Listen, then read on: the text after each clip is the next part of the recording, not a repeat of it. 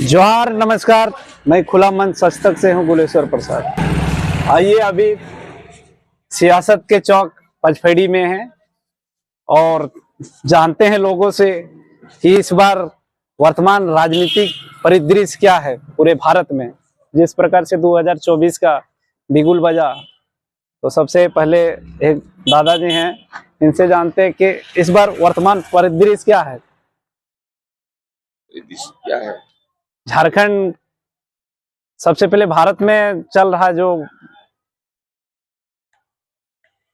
चुनावी सरगर्मियां, तो इस बार किस तरह के सरकार चाहते हैं। यहाँ तो सरकार रोड है 14 से है 24 पार कर जाएगा। 24 पार कर जाएगा, 24 पार कर जाएगा और 29 तक रहेगा ही सरकार। 29 तक, 29 तक, 29 के बाद भी रह सकता है, लेकिन अभी हम गारंटी नहीं कि 29 तक है। और पूरे भारत तो छोड़ देते हैं, झारखंड में जो है सो नई नई पार्टियां का गठन हुआ, नया नया विचारधारा को लेकर आए हैं। इस बार नेता मतलब सरजमी पे आए हैं, तो उसको कहाँ से तक देख रहे हैं। आए हैं अपना अपना मकसद लेकर के। यहाँ तो आज भाजपा आज से नहीं, जब से यहाँ जनता पार्टी से लेकर के आज तक जो है सो बीजेपी का ही रहा है। कहीं कहीं एक बार इधर उधर हुआ था, लेकिन अभी शुरू से जब से बीजेपी का यहाँ गठन हुआ तब से यहाँ बीजेपी का ही रहा है। कोडरमा संसदीय क्षेत्र, और आज भी है और कल भी रहेगा। एक नई पार्टी है जो झारखंड में, जेबी केसस, जो नई ये पार्टी जेबी केसेस का कोई वैल्यू नहीं है। जब एक दुकान चलता है तो दिखाई नहीं पड़ता। अभी सबका दुकान खुल गया है, सब पार्टी का। इस जेबी केसेस का कोई वैल्यू यहाँ नहीं है। इंडिया अलायंस से जो है विनोद कुमार सिंह कहीं ना कहीं मतलब कोडरमा लोकसभा में मतलब कांटे की टक्कर दे सकते हैं, इस पे क्या। आज तो इंडिया अलायंस में तो नेता ही नहीं कि कौन इसका नेता बनेगा। सो आज तक क्लियर नहीं कर पाया सब पार्टी मिल करके। उस पार्टी का क्या वैल्यू है? कुछ नहीं। इंडिया का जो पार्टी है उसको आज तक नेता, अपना कोई मुख्य नेता है वो नहीं क्लियर कर पाया। उस सरकार का क्या, पार्टी का क्या वैल्यू है? और निर्दलीय से जयप्रकाश वर्मा जी का घोषणा हुआ है, तो हो उनको सकता है नेता। चुनाव लड़ना तो आम बात है, कोई भी चुनाव लड़ सकता है, निर्दलीय से हो। जयप्रकाश वर्मा पहले भी क्षेत्र में दौरा किया है, नहीं किया सो बात नहीं है। अपना चुनाव लड़ना स्वतंत्र है, जितना ही वोट अपना लावे। ये बाहरी का मुद्दा जो चला पिछले 2 वर्षों से, कि बाहरी सांसद आके यहाँ जो है अपनी सरजमी पे कुछ झारखंडीय भाषा, झारखंड का विचारधारा को नहीं अंकित कर पा रहे हैं झारखंड में। तो ये तो कहने वाला पागल हो सकता है कि बाहरी आदमी है। जो सांसद ही वर्तमान में आरजेडी में चर्चा में विधायक रही है और यहाँ अबरी लेकर 2 बार सांसद बन जाएगी, कैसे बाहरी इसको कहा जा सकता है? कहने वाला पागल है कि बाहर का। ये मुद्दा जो जेबी केसेस के द्वारा उठाया गया कि 60-40 नहीं चलता, जेबी केसेस जीवन में नहीं कर पाएगा। जिस पैटर्न पर हुआ है 1932 का खतियान, आधा झारखंड साफ हो जाएगा, 2/3।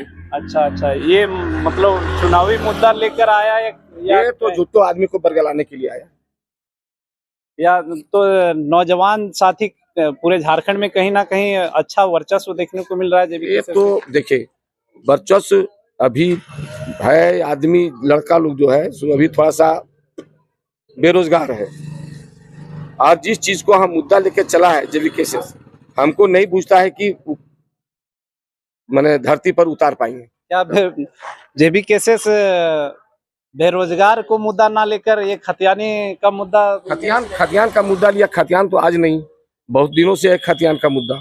अच्छे लोग नहीं कर पाए इसको। 2003 में खतियान का मुद्दा जो उठा था डोमिसाइल बाबूलाल मरांडी जी का, तो कहीं ना कहीं उस समय से स्थगित रह के आज एक नई पार्टी का गठन हुआ क्रांतिकारी रूप लेकर, और वही विचारधारा को पूरे झारखंड में उठाए, तो कहीं ना कहीं इसमें कुछ तो सच्चाई होगा।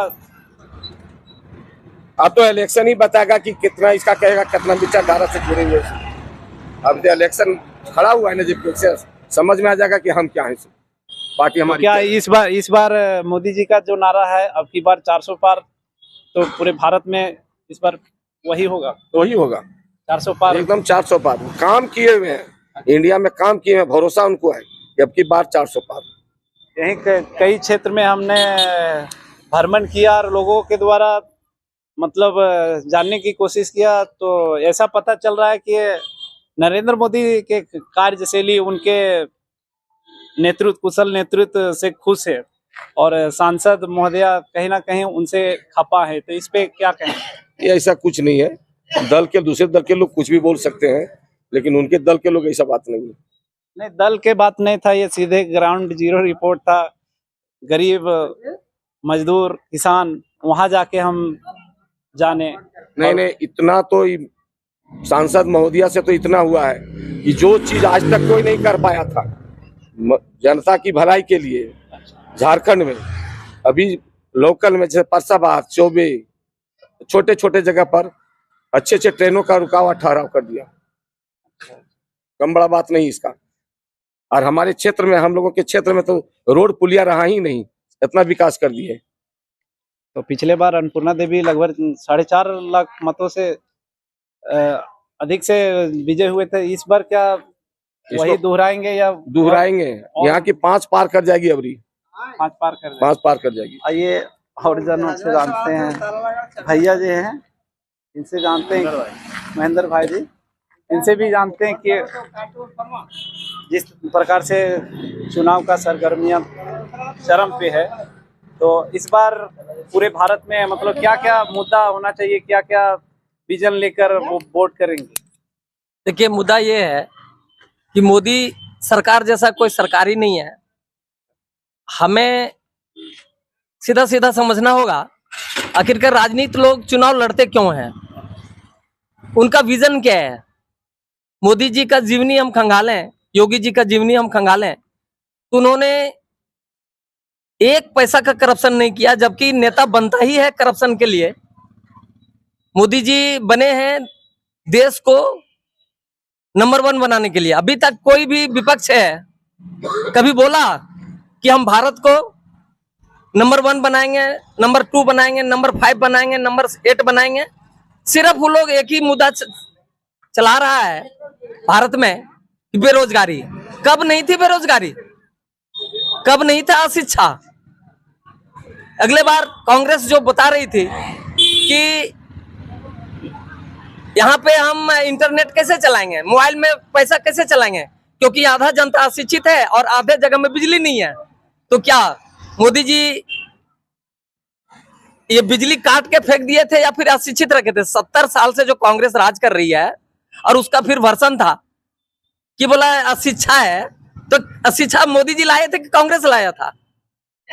हम ये चाहते हैं जो भी पार्टी, नया पार्टी आ रहा है, उनका विजन क्या है।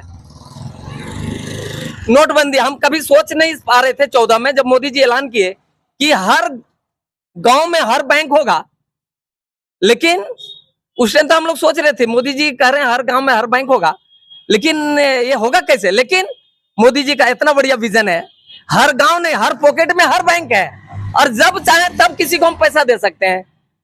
तो ये तो है। और इसी तरह जो 1947 में डॉलर रुपया तकरीबन बराबर था जब हमारा देश आजाद हुआ था, और मोदी जी का कुछ और टर्म 47 तक जो मोदी जी रखे हुए हैं अपना टारगेट, 47 तक हमें भरोसा नहीं, पूर्ण भरोसा है कि डॉलर और रुपया, बल्कि रुपया ही ऊपर जाएगा।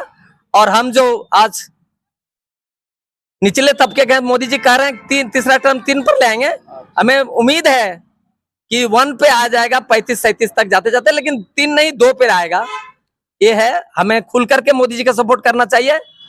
जो भी गिला शिकवा है सब भूल भाल करके, अगला बता रहा है कि हम सभी को 1 लाख रुपया साल में देंगे, वो देगा कहां से?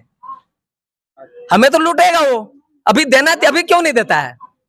विपक्ष हमेशा से मतलब हावी कहें या ये रीजन बता रहे कि मोदी जी जब से आए तब से निजीकरण जो पूरे भारत में, एयरपोर्ट हो, रेलवे हो या अन्य सरकारी संस्थान है, तो कहीं ना कहीं ये किस प्रकार से देखते हैं? या मोदी जी का उच्च विचार है या विपक्ष का ये सिर्फ खोखला बातें हैं?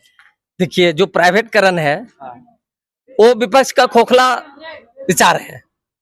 हम अपने बच्चों को सरकारी स्कूल में पढ़ाने में गर्व नहीं महसूस करते हैं, लेकिन यही जब हमारा बच्चा सरकारी स्कूल का टीचर बन जाता है, सरकारी जॉब लग जाता है, तो हम लोग मिठाई बांटने लग जाते हैं। लेकिन जब बच्चा मेरा सरकारी स्कूल में पढ़ता है या फिर कहीं और पढ़ता है तो हमें हिंता ये होता है। तो क्यों नहीं मोदी जी ठीक कर रहे हैं, सबको प्राइवेट कर दिया जाए। अभी रेलवे को बोल रहे हैं प्राइवेट कर दिया। आप हम सारे रेलवे ट्रेवल करते हैं, रेलवे पे गुजरते हैं, अभी जाके देखिए रेलवे का सिस्टम।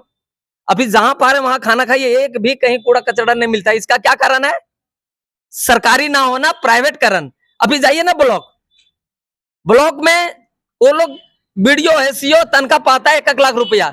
जब तक हम 1 रुपया नहीं उनको घूस, कई हजार घूस लेता तो काम मेरा कर देता है। लेकिन मोदी जी आए हैं तब से देखा गया कि रेलवे में सुविधा, लेकिन आज भी भेड़ बकरियां के माफिक मतलब ट्रेन में सफर करने को मजबूर है निचले तबके के लोग जो जनरली हैं। तो इस पे क्या कहेंगे?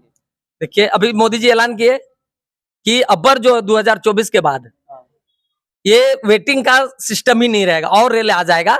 अब हमें मोदी जी ही नहीं, हमें अपने समझना पड़ेगा जनसंख्या नीति के लिए। हम गरीब हैं, हमें रहने के लिए घर नहीं है। ये नेता लोग तो कभी समझाएगा नहीं हमको कि बोला जनसंख्या नीति लाइए, क्योंकि जब तक हम गरीब नहीं रहेंगे, जब तक हमारे पास पॉपुलेशन ज्यादा नहीं रहेगा, हम उनका काम कैसे, उनका क्या करेगा? हमें वोट, नेता क्या चाहिए? वोट चाहिए।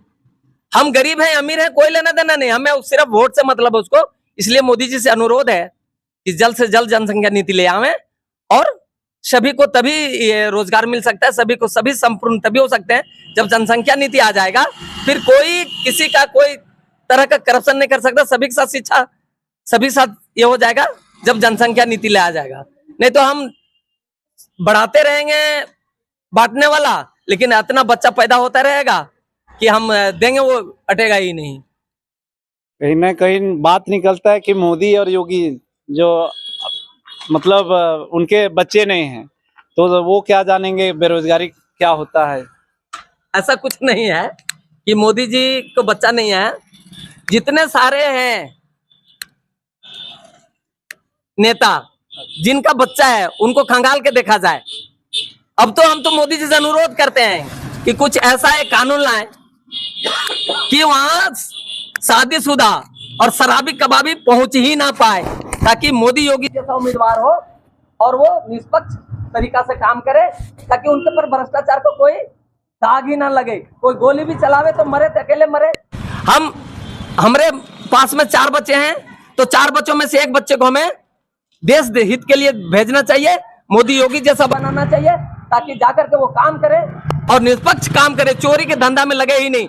जो भी शादीशुदा जाएगा तो कुछ ना कुछ अपने बच्चों के लिए, अपने फैमिली के लिए चोरी करेगा ही करेगा। वो डरेगा, माफियाओं से डरेगा, चोर माफिया, बालू माफिया, चाहे जो भी है वो डरेगा उससे। लेकिन एक मोदी योगी जैसा आदमी रहेगा, वो ना डरेगा, ना शराब पीता है, ना मांस खाता है, 18 घंटा काम करता है वो। इसलिए हमें मोदी योगी जैसा ही उम्मीदवार चाहिए।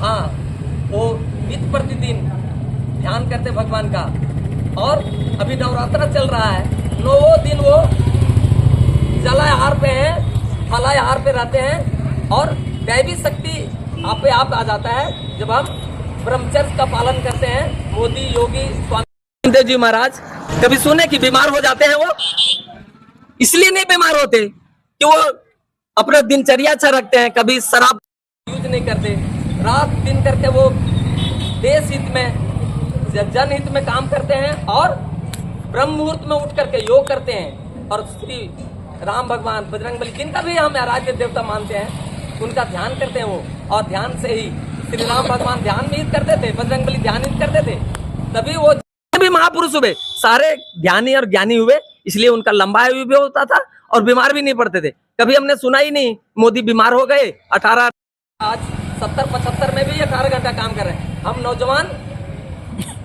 काम ही नहीं कर पा रहे, क्योंकि हम कोई ब्रह्मचर्य का पालन नहीं करते, ना ही हम कभी ध्यान करते, ना योग करते। इसलिए मोदी योगी जैसा ही उम्मीदवार चाहिए, मोदी योगी जैसा चाल चरित्र चाहिए, राम जैसा चाल चरित्र चाहिए।